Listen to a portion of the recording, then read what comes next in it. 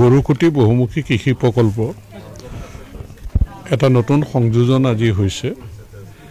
ইয়াৰ কৃষি সৈনিকসকল বা ইয়ালৈ অহা যিসকল অতিথি আহে গৰুকুটি কৃষি প্ৰকল্প চাবৰ কাৰণে বা ধলপুৰ মন্দিৰ দৰ্শন কৰিবৰ কাৰণে, যে তেওঁলোকে সকলোৱে বিচাৰিছিল যে ইয়াত একাপ চাহ বা এখন ৰেষ্টুৰেণ্টৰ প্ৰয়োজন অনুভৱ কৰিছিল।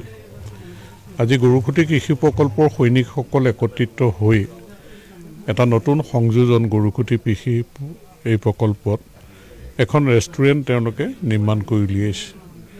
আৰু আজি এই মুহূৰ্তত শুভাৰম্ভৰ মুহূৰ্তত আমাৰ জিলাৰ আয়ুক্ত, SSP, ADC, চাৰ্কুল অফিচাৰ, আমাৰ গৰুকুটি কৃষি প্ৰকল্পৰো সচিব বা আমি সকলোৱে ইয়াত বহি এটি নাম দিয়াৰ কাৰণে যিখিনি আলোচনা হ'ল, আলোচনাৰ পৰা এটা সকলোৱে একমত প্ৰায় হৈছে যে ঝাউবন ৰেষ্টুৰেণ্ট। গতিকে ঝাউবন ৰেষ্টুৰেণ্ট ইয়াত যিহেতু যথেষ্ট ঝাউবন ইয়াত আছিলে, সেইখিনি চাফা কৰা হৈছে, এতিয়াও আছে। গতিকে প্ৰকৃতিৰ লগত সম্পৰ্ক ৰাখি পেলাই ঝাউবন ৰেষ্টুৰেণ্ট হিচাপে আজি গৰুকুটি কৃষি প্ৰকল্পত এই ৰেষ্টুৰেণ্টখন আজিৰ পৰা শুভাৰম্ভ হ'ল।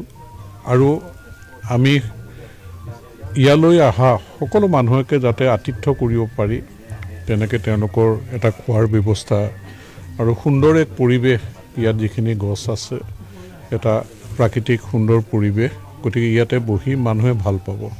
আমাৰেই বহি ভাল লাগিছে, আপোনালোকৰো ভাল লাগিছে। গতিকে গৰুকুটি কৃষি প্ৰকল্পটো দিনে দিনে ইয়াত যে কৃষি কৰ্মই হৈছে সেইটোৱে নহয়, ইয়াত প্ৰশিক্ষণৰ ব্যৱস্থা বা আমাৰ পৰ্যটকৰ এক আকৰ্ষণস্থলী হিচাপে ইয়ালৈ যিটো যাতায়াতৰ কাৰণে আগতে অসুবিধা আছিলে, আপোনালোকে দেখিছে যে এতিয়া গৰুকুটি কৃষি প্ৰকল্পৰ ভিতৰলৈ গৈ ইয়াৰ ঐতিহ্যমণ্ডিত ধলপুৰ মন্দিৰ দৰ্শন কৰিবলৈও কৃষি প্ৰকল্পৰ মাজেদি যাব পৰা সুন্দৰ ব্যৱস্থা হ'ল। আৰু ইয়াত যিটো দলঙৰ প্ৰয়োজন আছিল, সেই দলঙো আমাৰ প্ৰতিষ্ঠা দিৱসৰ দিনটোত মুখ্যমন্ত্ৰী ডাঙৰীয়াই আহি উন্মোচন কৰি এটা ভাল পৰিৱেশ গৰুকুটি কৃষি প্ৰকল্পৰ ভিতৰত হৈছে।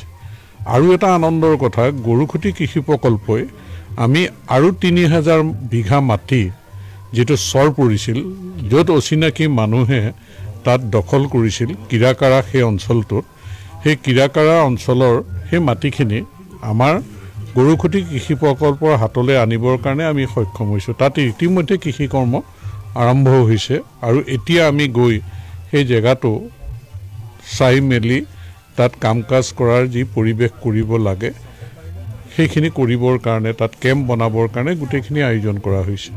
তাৰমানে গৰুকুটি কৃষি প্ৰকল্পত এতিয়া আমি আৰু 3000 বিঘা মাটি সংযোজন হ'ল আৰু লগতে এখন ইয়াত আমাৰ ৰেষ্টুৰেণ্টৰো আজি ঝাউবন ৰেষ্টুৰেণ্ট নামেৰে আজিৰ দিনটোত শুভাৰম্ভ হ'ল। গৰুকুটি কৃষি প্ৰকল্পৰ এলেকাৰ ওচৰতে নতুন নতুন মানুহে ঘৰ বান্ধিছে আৰু খেতি পথাৰ আৰম্ভ কৰিছে, এই ক্ষেত্ৰত কিবা ব্যৱস্থা লোৱা হয়? গৰুকুটি কৃষি প্ৰকল্পত যিখিনি মাটি আবণ্টন দিছে, ইয়াত এতিয়া এঘৰো বেদখলকাৰী নাই, যে বেদখল মুক্ত গৰুকুটি কৃষি প্ৰকল্পৰ মাটি। আৰু যিটো চৰ অচিনাকি মানুহে আৰম্ভ কৰিছিল, তেওঁলোকে কৃষি কৰ্ম বা তেওঁলোকে তাত ঘৰ বনোৱা আৰম্ভ কৰিছিল, সেইখিনি ইতিমধ্যে তেওঁলোকক প্ৰশাসনে বাধা দিছে আৰু গৰুকুটি কৃষি প্ৰকল্পৰ ফালৰ পৰা সৈনিকসকল গৈ তাত কৃষি কৰ্ম আৰম্ভ কৰিছে। গতিকে মুখ্যমন্ত্ৰী ডাঙৰীয়াই এই কথাখিনি ইয়াতে কৈ গৈছিল যে গৰুকুটি কৃষি প্ৰকল্পৰ ইয়াত এক্সটেনশ্যন হ'ব আৰু মাটি দিয়া হ'ব আৰু সেইমতে 3000 বিঘা মাটি আমি আমাৰ কৃষি কামৰ আৰম্ভ কৰিবলৈ লৈছোঁ।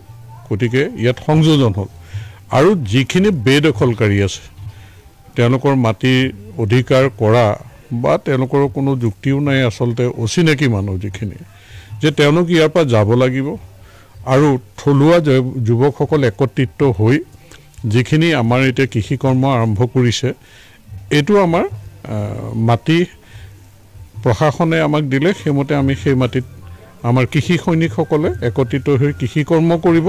মুঠত গৰুকুটি কৃষি প্ৰকল্পৰ সম্প্ৰসাৰণটো হৈ আছে আৰু হৈ থাকিব।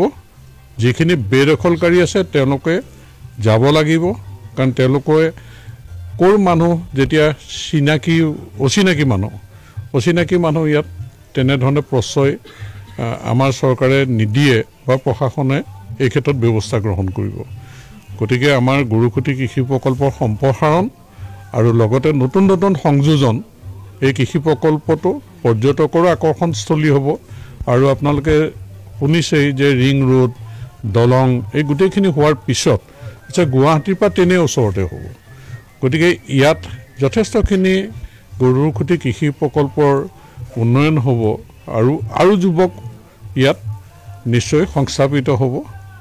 এই কৃষি প্ৰকল্পৰ জৰিয়তে তেওঁলোকৰ স্বনিৰ্ভৰশীল হোৱাটো যিটো ৰাস্তা, সেইটো মুকলি হ'ব তেওঁলোকৰ।